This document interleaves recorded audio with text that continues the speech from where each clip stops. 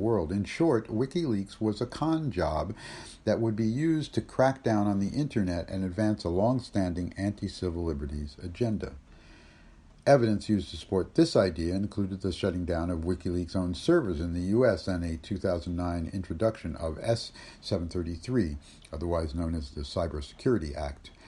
If it had passed, which it didn't, it would have given the president the power to disconnect private sector computers from the internet. So we dodged a bullet there.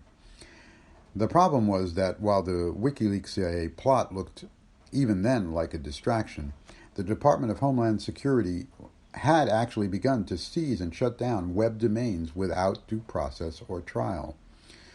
The focus was sites that supposedly violated copyrights, but the risk was that cyber censorship could be extended to, let's say, combat alleged cyber terrorism, another very slippery slope. And several more websites were shut down, and then the DHS held a hearing on the move to give the president more authority over the internet during an emergency.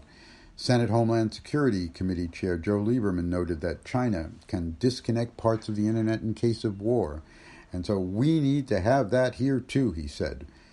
In this context, the WikiLeaks CIA story may actually have been an attempt at disinformation, one that just didn't go viral. Battling truth decay.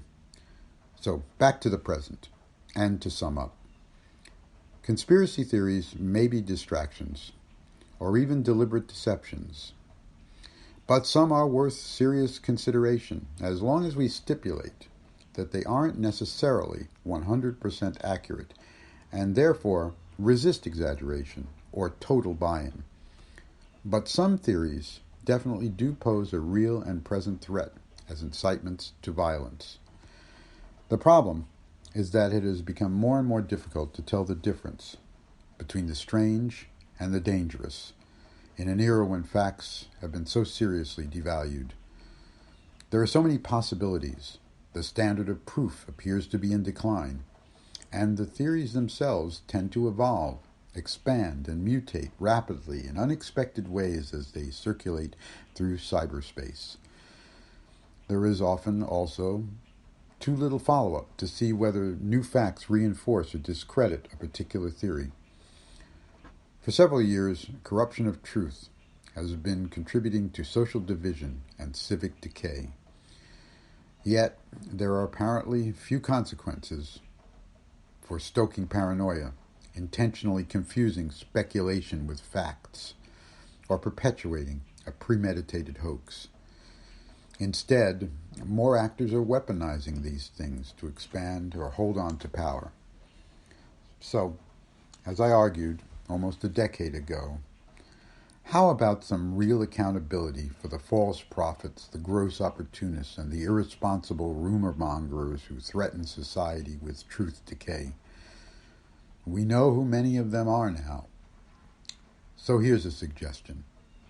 Call them out publicly, repeatedly, and post their name on some sort of wall of shame, or maybe we call it a wall of liars, and then stop listening. It only encourages them.